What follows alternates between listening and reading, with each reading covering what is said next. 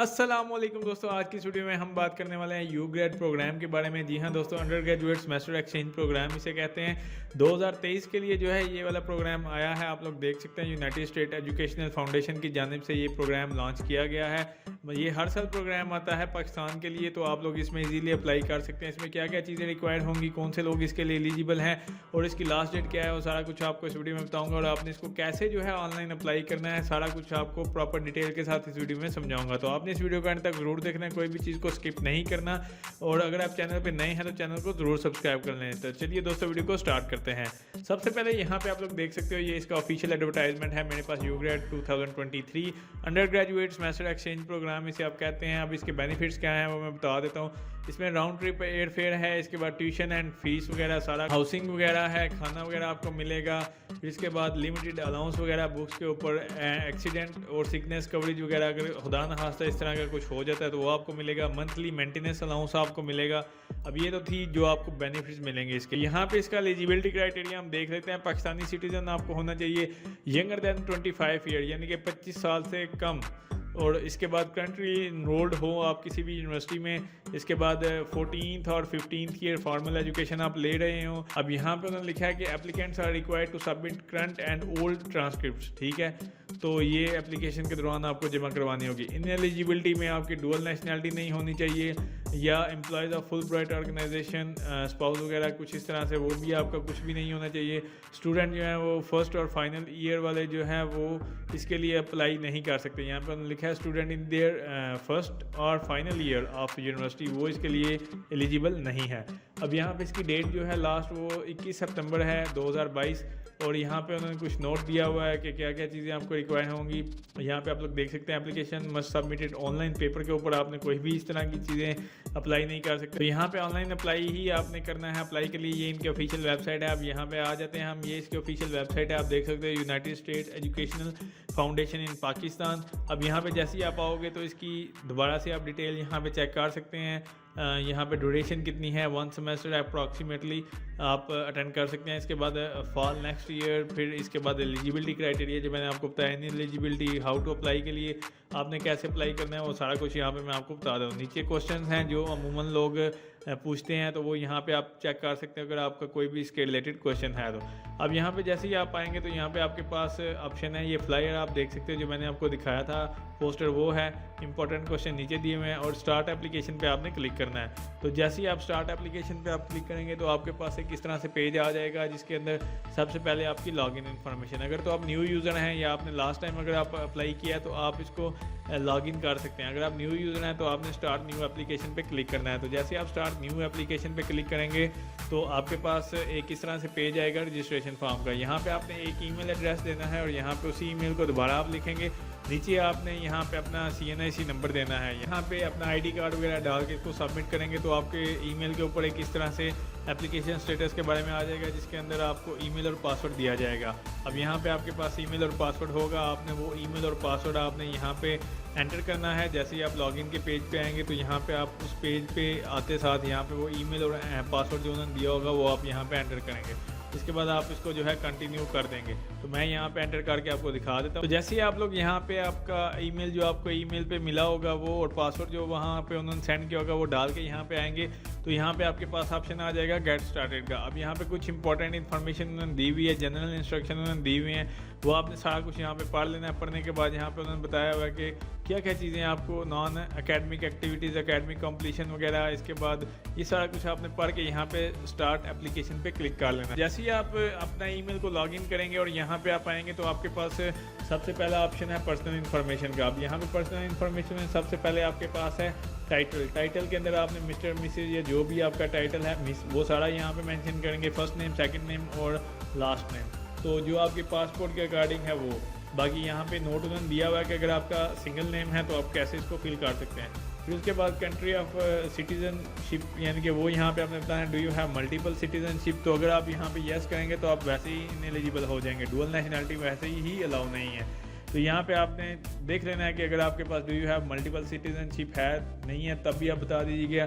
Pakistani national हो या नहीं हो वो यहाँ पे मेंशन करेंगे। फिर इसके बाद करंट जो आपकी कंट्री है प्रेजेंट वो कौन सी है वो यहाँ से आपने मेंशन कर लेनी है। इसके बाद कंट्री ऑफ लीगल रेजिडेंसी जहाँ पे आप लीगली रह रहे हैं वो आपने यहाँ से चूज़ कर लेनी है। जैसे आप पाकिस्तान हैं तो यहाँ से आप पाकिस्तान चूज़ कर सकते हैं। दैन इसके बाद प्लेस ऑफ बर्थ आपकी कौन सी है और सिटी उसका बताना है, वो सारा कुछ यहाँ पे आप मेंशन करेंगे। डेट ऑफ बर्थ क्या है, जेंडर, और इसके बाद मार्शल स्टेटस। और यहाँ पे अगर आप देखें चूज़ डिसेबिलिटी, अगर आपके पास डिसेबिलिटी आपकी है तो ठीक है, अदरवाइज आपने नॉट एप्लीकेबल इस तरह से इसको सिलेक्ट कर देना है। यहाँ पे 9वें नंबर पे अगर आप देखें करंट कॉन्टैक्ट इन्फॉर्मेशन, जिसमें आपका एड्रेस क्या है वो आपने यहाँ पे मेंशन करना है, परमानेंट है या टेम्परेरी या जो भी, तो यहाँ पे वो मेंशन करेंगे। फिर पोस्टल कोड, प्रोविंस वगैरह सारा कुछ यहाँ पे आप मेंशन करेंगे। मोबाइल नंबर वगैरह, ईमेल वगैरह आप डालेंगे। परमानेंट एड्रेस वो यहाँ से आप मेंशन करेंगे। इसी तरह सेम सिटी, पोस्टल कोड वगैरह डालेंगे।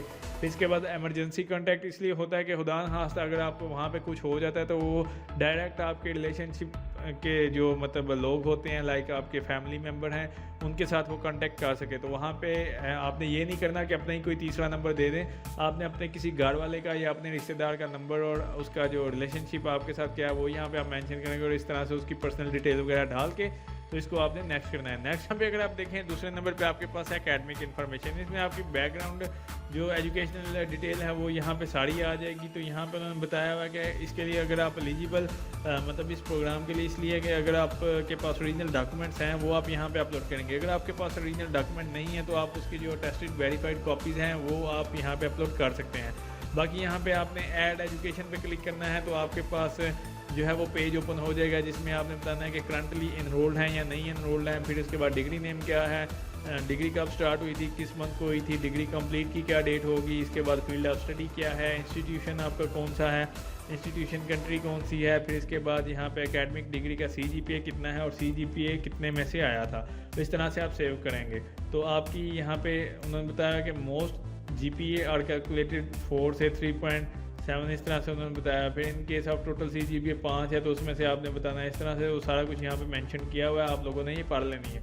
इस तरह से आप जो है अपनी जो एजुकेशनल डिटेल है वो यहाँ पे डालेंगे। अब यहाँ पे वो कह रहे हैं कि अगर आप लोग सिलेक्टेड हो जाते हैं, लाइक यहाँ पे उन्होंने लिखा है you have not taken test of English as a foreign language, यानी कि टोफल लैंग्वेज का जो टेस्ट है वो आपने नहीं दिया हुआ और आप सिलेक्टेड हो जाते हैं, सेमीफाइनलिस्ट हो जाते हैं, you will be required to take TOEFL exam. तो आपको वो टेस्ट देना पड़ेगा, ठीक है।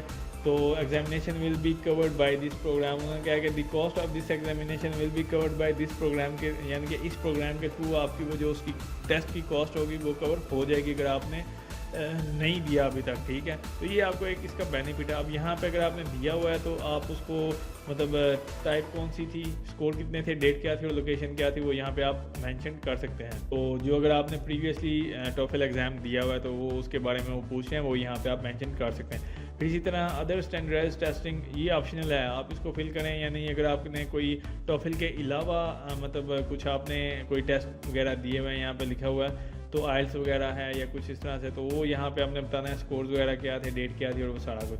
फिर इसके बाद लैंग्वेज प्रोफिशिएंसी, अब नेटिव लैंग्वेज आपकी क्या है। फिर इसके बाद आपने बताना है number of year of English language study, और इसके बाद लोकेशन स्टडी कहाँ पे आपने की थी। नॉलेज ऑफ फॉरेन लैंग्वेज कौन कौन सी है इंक्लूडिंग इंग्लिश, उस हिसाब से आपने तो इंग्लिश को पहले आपने देखना है, उसको आप फिल करेंगे। फिर इसके बाद इधर दूसरी लैंग्वेज आपको कौन सी आती है, फिर तीसरी लैंग्वेज कौन सी आती है। तो ये इस तरह से करके speaking ability, fair, good, excellent, इस तरह से आप सेलेक्ट करेंगे। तो आपने एक किस्म का वो जैसे आप ग्रेडिंग करते हैं अपनी के मतलब आपको पता होगा कि मैं रीडिंग में अच्छा हूँ तो फिर कर दीजिए, अगर राइटिंग एबिलिटी आपकी एक्सीलेंट है तो इस तरह से आपने ये फिल करना है। फिर यहाँ पे आ जाता है आपके पास यूनिवर्सिटी कोर्सेज हैं, यहाँ से आप ऐड कोर्सेज पे क्लिक करके एकेडमिक ईयर कौन सा वो यहाँ पे आप चूज़ करेंगे, सब्जेक्ट या कोर्स का टाइटल क्या था, परसेंटेज कितनी थी वो यहाँ पे आप मेंशन करेंगे और इसको सेव कर देंगे। अब यहाँ पे आपके पास जो नेक्स्ट ऑप्शन है वो है propose field of study in the US। तो यहाँ पे आपके पास फील्ड दी हुई हैं, आप अभी इस वक्त जो पढ़ रहे हो आपकी यहाँ पे जो भी फील्ड है वो आप यहाँ पे चूज़ करेंगे। तो इसके बाद इसी तरह आगे करंट एकेडमिक इंस्टीट्यूशन आपका कौन सा था, जो अभी जिस वक्त अभी आप हाल ही में अभी यानी कि यूनिवर्सिटी में जो डिग्री कर रहे हैं जो अभी, तो वो आपकी कौन सी कह लो कि एकेडमिक इंस्टीट्यूशन है, उसके बारे में यहाँ पे आप बताओगे कि आपकी करंट डिग्री क्या है। फिर इंस्टीट्यूट का जो मतलब नेम है वो क्या है इंस्टीट्यूशन, जो उसके बाद अदर कोई इंस्टीट्यूशन है, डिपार्टमेंट वगैरह। इसके बाद आपने बताना है एकेडमिक डिग्री का CGPA कितना था, कितने में से आया था, एड्रेस आपका क्या था उस यानी कि एकेडमिक इंस्टीट्यूट का, सिटी कौन सा था, पोस्टल कोड, कंट्री वगैरह सारा कुछ यहाँ से आप चूज़ करेंगे। इसके बाद है लास्ट एकेडमिक इंस्टीट्यूट, मतलब अगर फ़र्ज़ करें कि अभी आप जिस यूनिवर्सिटी में पढ़ रहे हैं इससे रीसेंट जो इससे पिछले वाला था उसमें जो आपने जो डिग्री की है या आपकी जो इंटरमीडिएट का था या जो भी, तो वो वाला कौन सा इंस्टीट्यूट था उसके बारे में यहाँ पे आप डिटेल डालोगे। यहाँ पे है प्रेजेंट कोर्स ईयर, यानी कि जो भी आप कोर्स कर रहे हैं इसका जो ईयर है वो कितना चल रहा है और सेमेस्टर कौन सा है। इसके बाद एक्सपेक्टेड जो आपकी डेट होगी, आप कह सकते हो कि अकॉर्डिंग टू क्वेश्चन नंबर 12 के वो खुद ही उठा लेगा, ठीक है। करंट स्पेशलाइजेशन, तो जो आपकी मेजर करंट स्पेशलाइजेशन है जो आपके मेजर होम कंट्री में, वो आपने यहाँ से चूज़ कर लेनी है, ठीक है। तो यहाँ पे इसके बाद आपने यहाँ पे इसको नेक्स्ट पे करना है। तो जैसे ही आप नेक्स्ट पे करेंगे तो आपके पास नेक्स्ट ऑप्शन आ जाता है एडिशनल इन्फॉर्मेशन का। अब इसमें आपके जो एडिशनल इन्फॉर्मेशन है जिसमें आपके प्रीवियस वीज़ा इन्फॉर्मेशन आ जाती है कि अगर हैव यू प्रीवियस ट्रैवल किसी US गवर्नमेंट स्पॉन्सर या इस तरह से आपने किया हुआ है तो यस या नो करेंगे। इफ़ यस तो फिर आपको प्रोवाइड करना पड़ेगा कि किस प्रोग्राम के थ्रू गए थे, कहाँ गए थे और किस स्टेट में गए थे, ठीक है। इसके बाद have you ever received US या J1 वीज़ा, अगर आपने किया हुआ है तो यस करेंगे, नहीं तो नो पे। फिर इसको अगर नो करेंगे तो आपको फिल नहीं करना पड़ेगा, लेकिन अगर आपने यस करेंगे तो आपको यहाँ पे ये फिल करके बताना पड़ेगा। फिर इसी तरह नेक्स्ट है have you ever received US F1 visa. फिर इसी तरह नेक्स्ट क्वेश्चन है have you ever been US for any other reason, अगर आप किसी और वजह से US गए थे तो भी आप बताएंगे कब से लेके कब तक गए थे। फिर नॉन एकेडमिक एक्टिविटीज़ आपकी क्या हैं और यहाँ पे आपने वो मेंशन करनी है। लोकेशन, इंस्टीट्यूशन एंड कॉन्टैक्ट, उसकी डिटेल सारी यहाँ पे डालोगे। टाइप ऑफ एक्टिविटी क्या थी, डेट ऑफ पार्टिसिपेशन तो यहाँ पे आप मेंशन करेंगे। मतलब ये एजुकेशन के अलावा की जितनी भी आपकी एक्टिविटीज़ हैं जिसमें आपके यहाँ पे आप बता सकते हो वर्क एक्सपीरियंस है, लीडरशिप, फिर इसके बाद पोजीशन है या कोई भी इस तरह से अगर आपने कोई वॉलंटियरली काम किया तो आपने you may add up to 10 activities, 10 activities आप यहाँ पे ऐड कर सकते हैं। फिर इसी तरह एडिशनल इन्फॉर्मेशन में have you ever been arrested, तो कभी आप अरेस्ट हुए हैं, अगर हुए हैं तो रीज़न बताएंगे, अगर नहीं तो नो कर दीजिएगा। दैन इसके बाद आपके पास have you ever been expel, कभी आप निकाले गए हो इंस्टीट्यूशन से, किसी भी इंस्टीट्यूशन से, मैट्रिक में, स्कूल में या कॉलेज में या यूनिवर्सिटी में, अगर हाँ तो फिर उसकी रीज़न आपको बतानी पड़ेगी और आपने इसको यहाँ पे नेक्स्ट कर देना। तो जैसे ही आप नेक्स्ट करेंगे इसके बाद आपके पास है पर्सनल स्टेटमेंट का जो ऑप्शन है, यहाँ पे पर्सनल स्टेटमेंट, इसके ऊपर मैं आपको बताता चलूँ कि यहाँ पर उन्होंने बताया कि ऐसे, अब ये आपने ऐसे लिखना होता है, यहाँ पे 200 से 250 वर्ड्स आपने लिखने हैं, ठीक है। और यहाँ पे उन्होंने मेंशन किया कि योर इंटरेस्ट एंड पर्सनैलिटी, इसके बाद योर एकेडमिक ऑब्जेक्टिव, आपके गोल्स क्या हैं स्टडी को लेके, पर्सनल डेवलपमेंट, और उसके बाद रीज़न क्या है कि मतलब आप क्यों आपको परसू किया जाए, मतलब आप USA क्यों आना चाहते हैं, आपका क्या इंटरेस्ट है, किस बेस के ऊपर आप ये प्रोग्राम के लिए अप्लाई कर रहे हैं और क्या रीज़न है आपका।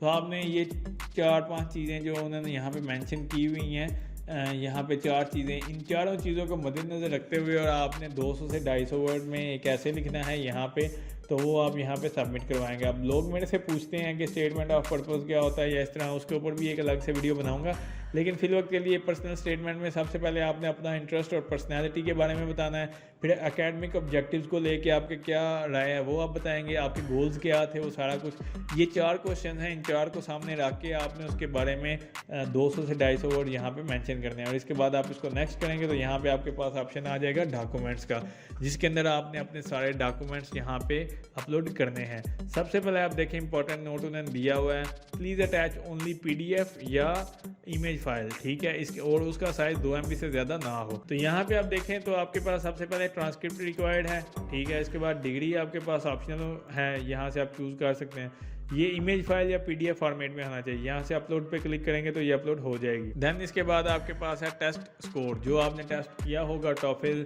GMAT या कोई भी इस तरह से, उसको आपने यहाँ पे अपलोड करना है। एडिशनल अपलोड में मतलब आपके कोई एप्लीकेशन हैं या कुछ भी, तो वो 5 डॉक्यूमेंट्स आप यहाँ पे अपलोड कर सकते हैं, ठीक है। इसके बाद आपने इसको नेक्स्ट करना है रिव्यू एंड सबमिट पे। यहाँ पे आपके पास ऑप्शन आएगा कि आप अपनी सारी जो मतलब आपने अप्लाई किया हुआ है पर्सनल इन्फॉर्मेशन से लेके और डॉक्यूमेंट्स तक, वो सारी एप्लीकेशन को आप एक दफ़ा रिव्यू करेंगे। देन इसके बाद आप इसको जो है सबमिट का बटन आपके पास आएगा, आपने इसको सबमिट कर देना है। उम्मीद करता हूँ दोस्तों आपको वीडियो अच्छी लगी होगी। अगर अच्छी लगे तो इसको लाइक कीजिए, शेयर कीजिए और हमारे चैनल को जरूर सब्सक्राइब कीजिए। और आपको कोई भी इसके रिलेटेड क्वेश्चन पूछना है तो आप नीचे क्वेश्चन करके पूछ सकते हैं, मैं आपके हर क्वेश्चन का आंसर ज़रूर दूंगा। शुक्रिया।